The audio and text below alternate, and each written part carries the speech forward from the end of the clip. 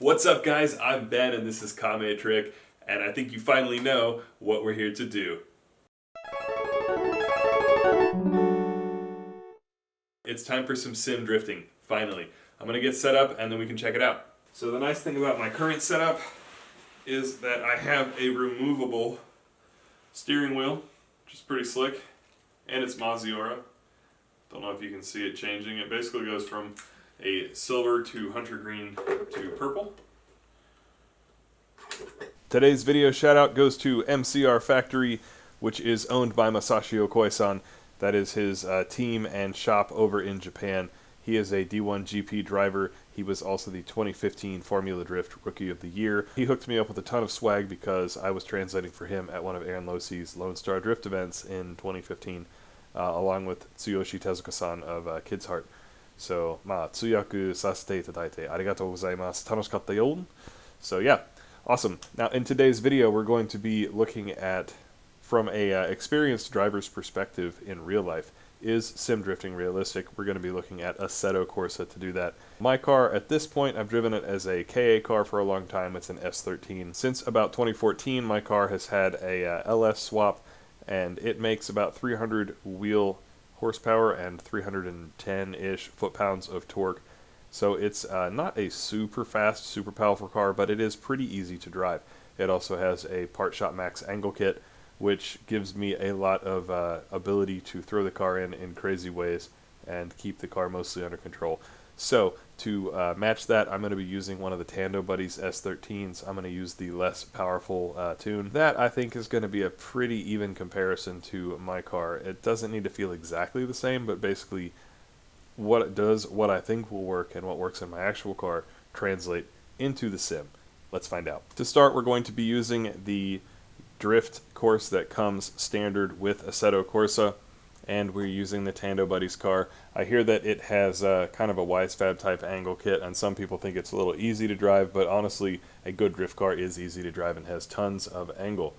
So let's fire this up. I'm gonna change my view. There's a couple different views.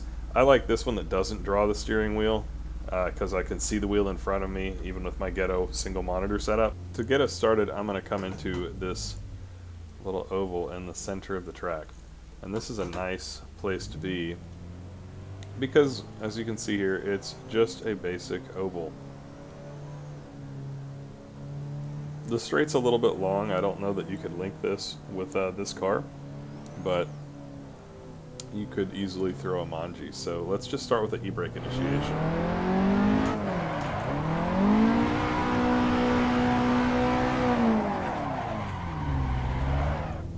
Okay, so that wasn't too bad.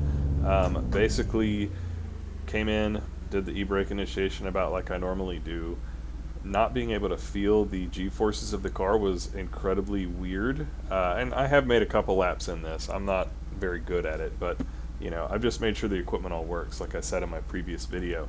So not feeling the G-force is really strange to me because personally I use the G-force a whole lot to tell me when to let go of the wheel, when to anticipate for that to happen. So now that I'm in sim and I know I don't have G-forces, one of the biggest things that I had to struggle with was figuring out that I had to just trust the wheel and figuring out when to let go of the wheel off of visual cues and knowing what I'm doing with the e-brake or the shifter or the clutch and the gas. I've shown a couple of my friends the sim and everybody appreciates it, but it has been hard because same as me, everybody who's an experienced driver just goes in balls to the wall like they do in their real car and expects it to just be the exact same, and almost every single time they hold onto the wheel too long and they don't let it start to counter steer in time, and then they just wipe because they're expecting that G-force to tell them what to do, and they're just a little slow on their counter steer. So I'll demonstrate that. What you tend to see is, watch my hands, I'll hold onto the wheel, so I turn in and they hold onto the wheel too long, and then they park it, or they straight spin out. So, to get used to doing this in sim, I find that I really have to remember what it's like in my real car, and if you don't have either, I guess you just have to do some trial and error, but experiment with letting go of the wheel, and feel it when it starts to try to counter steer, let go of it, and let it do that. And so this is a great oval to practice that in. We're going to go around and do a couple here.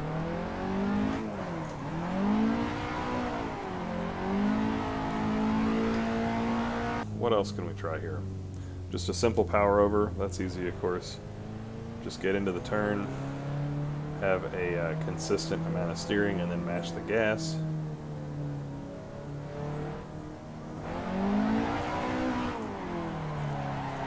Nothing to that. That feels about right. That's pretty realistic.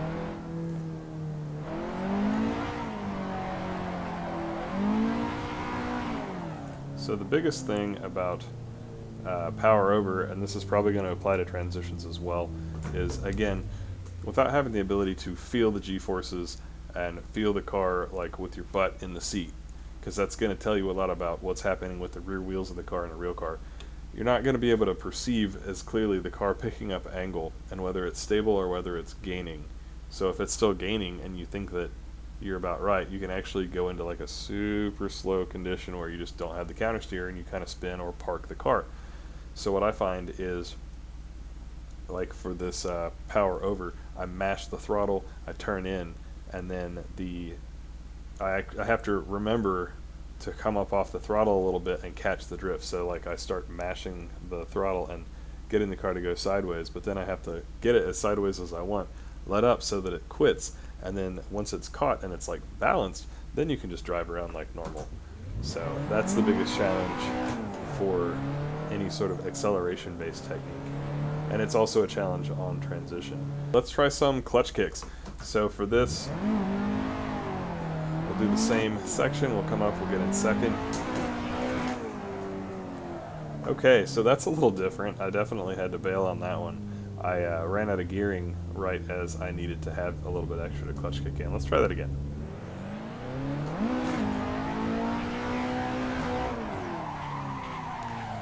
So it's a little different.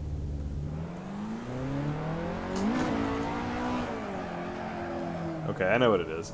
I'm trying to throw the wheel, and I'm actually counter steering too soon. So if I just let the wheel slip on its own, it's less about chucking the wheel and more about knowing when to let it go and just trust the wheel and let us do its thing.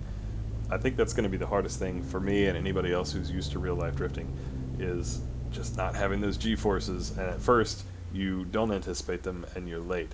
And then you start anticipating them and you end up early, and then eventually dial it in and kind of home in on that proper area. So let's go back to first, second, charge it up.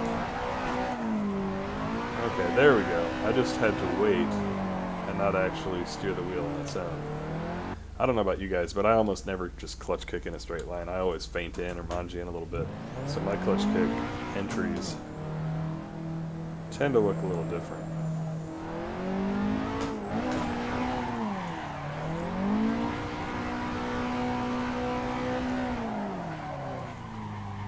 Once we're on power, the car actually does feel decently realistic.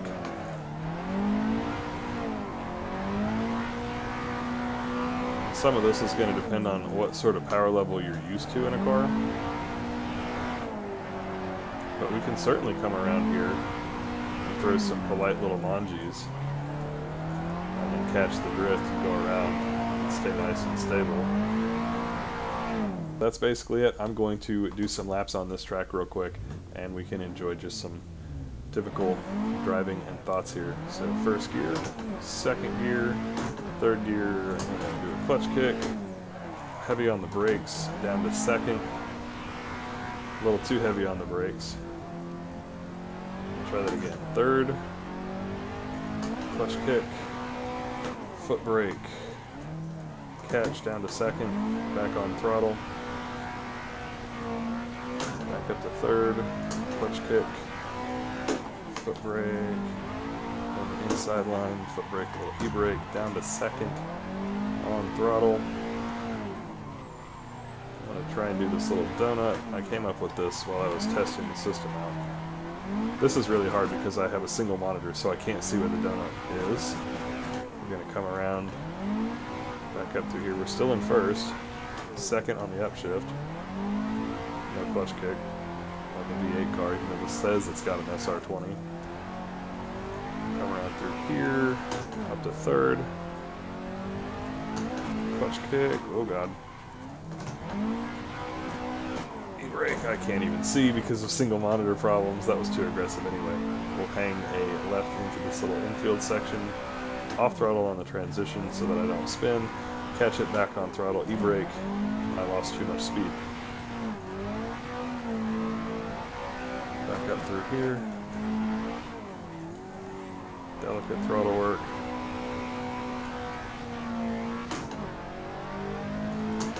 Yeah, this is fun. This is decently realistic. I like it. Overall thoughts?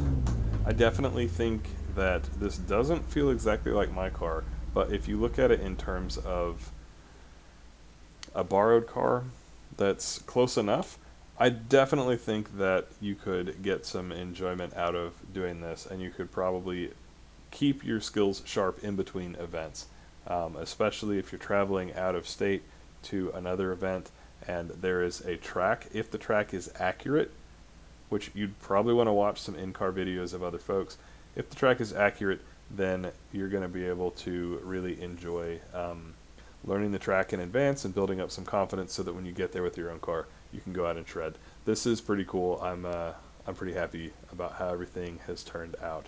If you haven't already, please check out Facebook for the Kame Trick Sim Drifting Crew. That is where I'm still building the page out, but that's where, if you want to tandem with me, you'll be able to find me there, and I'll be posting up a schedule of when I'll be driving online, and hopefully we can meet up in a server sometime soon. Thank you guys for watching, commenting, liking, and subscribing the video. I really appreciate it, everything that you do. It really helps to tell YouTube that my content isn't complete crap, and it gives me a chance to reach a larger audience. So I hope to see more of you guys, both real drifters and sim drifters, in real life at events and in the lobbies of these games as well. Have a good night, guys. Thanks for watching. Peace.